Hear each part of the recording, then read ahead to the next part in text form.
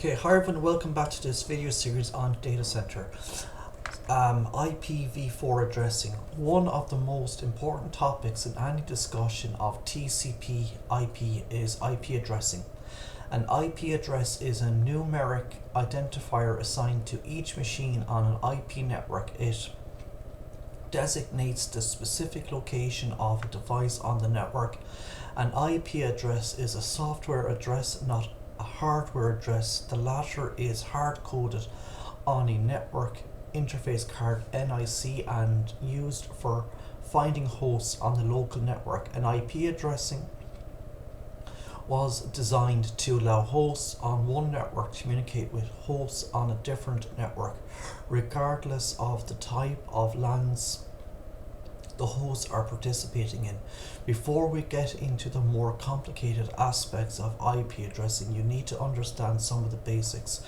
First, I'm going to explain some of the fundamentals of IP addressing and its terminology. Then you'll learn about the hierarchical IP addressing scheme and private IP addresses, IP terminology. Through this chapter, you'll learn several important terms vital to your understanding of the Internet Protocol. Here are a few to get you started. A bit is one digit, either a 1 or a 0 byte.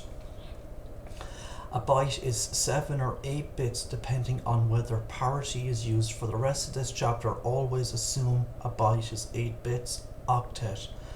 An octet made up of 8 bits is just an ordinary 8-bit binary number. In this chapter, the terms byte and octet are completely interchangeable. Network address. This is the destination used in routing to send packets to a remote network, for example 10.0.0.0, 172.16.0.0 and 192.168.10.0. Broadcast address. The address used by applications and hosts to send information to all nodes on a network is called the broadcast address. Examples include 255.255.255.255, which is any network, all nodes, 172.16.255.255, which all students and hosts on network 172.16.0.0 and 10.255.255.255, which broadcasts to all subnets and hosts on network 10.0.0.0.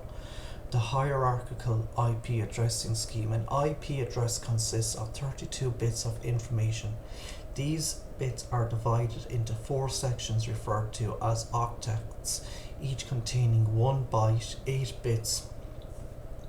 Because an octet contains 1 byte, it's also known as a byte, which is why, as mentioned earlier, the terms byte and octet are completely interchangeable. You can depict an IP address using one of 3 methods: dotted decimal as in 172.16.30.56, binary as in 10.00000000.000111100.001110000, hexadecimal as in AC.10.1E.38. All these examples truly represent the same IP address. Hexadecimal isn't used as often as dotted decimal or binary when IP addressing is discussed, but you still might find an IP address stored in hexadecimal in some programs. The Windows registry is a good example of a program that stores a machine's IP address in hex. The 32-bit address is a structured or hierarchical address as opposed to a flat, non-hierarchical address, although either type of addressing scheme could have been used. Hierarchical addressing was chosen for a good reason. The advantage of this scheme is that it can handle a large number of addresses, namely 4.3 billion. A 32-bit address space with 2 possible values for each position, either 0 or 1, gives you 2, 32 or 4, 294, 976, 296. The disadvantage of the flat addressing scheme and the reason it's not used for IP addressing relates to routing. If every address were unique, all routers on the internet would need to store the address of each and every machine on the internet. This would make efficient routing impossible, even if only a fraction of the possible addresses were used. The solution to this problem is to use a 2 or 3 level hierarchical addressing scheme that is structured by network or host or by network subnet host. The 2 or 3 level scheme is comparable to a telephone number. The first section, the area code, designates a very large area. The second section, the prefix, narrows the scope to a local calling area. The final segment, the customer number, zooms in on the specific connection. IP addresses use the same type of layered structure rather than all 32 bits being treated as a unique identifier as in flat addressing. A part of the address is designed as the network address, and the other is designed as either the subnet or host or just the node address. In the following sections, I'm going to discuss IP network addressing and the different classes of addresses we can use to address our network addressing. The network address, which can also be called the network number, uniquely identifies each network. Every machine on the same network shares that network address as part of its IP address.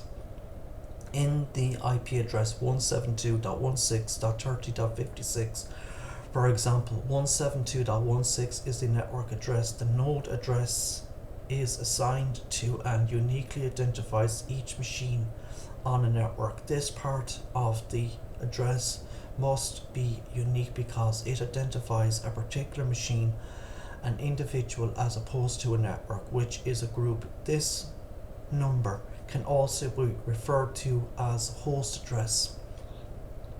In the simple IP address 172.16.3.56, the 3.56 is the node address. The designers of the internet decided to create classes of networks based on network size. For a small number of networks possessing a very large number of nodes, they created the rank Class A network, and at the other extreme is the Class C network, which is reserved for numerous networks with a small number of nodes. The class distinction for networks between very large and very small is predictably called the Class B network. Subdividing an IP address into a network and node addresses is determined by the class designation of one's network. Figure 5.1 summarizes the 3 classes of networks. So Class A, 8 bits, 8 bits, network host, Class B network host, Class B network host, Class C network host, Class D multiclass, Class E research. To ensure efficient routing, internet designers defined a mandate for the leading bits section of the address for each different network class. For example, since a router knows that a Class A network address always starts with a 0, the router might be able to speed a packet on its way after reading only the first bit of its address. This is where the address scheme define the difference between a Class A, a Class B and a Class C address. In the next section, I'll discuss the difference between the 3 classes, followed by a discussion of Class D and Class E addresses. Class A, B and C are the only ranges that are used to address hosts in our networks. Network address range class A. The designers of the IP address scheme said that the first bit of the first byte in a class A network address must always be off or 0. This means that class A addresses must be between 0 and 127 in the first byte inclusive. Consider the following network address: 0xxxxxxx. If we turn the other 7 bits all off and then turn them all on, we'll find the class A range of network addresses 0, 0, 0, 0, 0, 0, 0, 0 equals 0. 0, 1, 1, 1, 1, 1, 1, 1 equals 127. So a class A network is defined in the first octet between 0 and 127, and it can't be less or more. Yes, I know 0 and 127 are not valid in a class A network. I'll talk about reserved addresses in a minute. Network address range class B. In a class B network, the RFC state that the first bit of the first byte must always be turned on, but the second bit must always be turned off. If you turn the other 6 bits all off and then all on, you will find the range for a class B network 1.0, 0, 0, 0, 0, 0, 0 equals 128, 1, 0, 1, 1, 1, 1, 1, 1 equals 191. As you can see, a class B network is defined when the first byte is configured from 128 to 191. Network address range class C. For class C networks, the RFCs define the first 2 bits of the first octet as always turned on, but the third can never be on. Following the same process as the previous classes, convert from binary to decimal to find the range. Here's the range for a class C network: 1, 1, 0, 0, 0, 0, 0, 0 equals 192, 1, 1, 0, 1, 1, 1, 1, 1 equals 223. So if you see an IP address that starts at 192 and goes to 223, you'll know it's a class C IP address. Network address ranges class D and E. The addresses between 224 and 225 are reserved for class D and class E networks. Class D 224 239 is used for multicast addresses, and class E 240255 for scientific purposes, but I'm not going into these types of addresses in this book, and so you don't need to know them. Network addresses special purpose. Some IP addresses are reserved for special purposes, so network administrators can't ever assign these addresses to nodes. Table 5.1 lists the members of the exclusive little club and the reasons they're included in it. Addresses function. Network addresses of all zeros interpreted to mean this network or segment. Network address of all ones interpreted to mean all networks. Network 127.0.0.1 reserved for loopback tests designates the local node and allows that node to send a test packet to itself without generating network traffic. Nodes of all zeros interpreted to mean network address or any host on a specified network. Node address of all ones interpreted to mean all nodes on the specified network. For example, 128.2.255.255 means all nodes on network 128.2 class B address. Entire IP address set to all zeros used by Cisco routers to designate the default route can also mean any network. Entire IP address set to all ones, same as 255.255.255.255, broadcast to all nodes on the current network, sometimes called an all ones broadcast or limited broadcast. Class A address. In a Class A network address, the first byte is assigned to the network address and the 3 remaining bytes are used for the node address. The Class A format is as follows: network.node.node.node. For example, in the IP address 49.22.102.70, the 49 is the network address and 2.102.70 is the node address. Every machine on this particular network would have the distinctive network address of 49.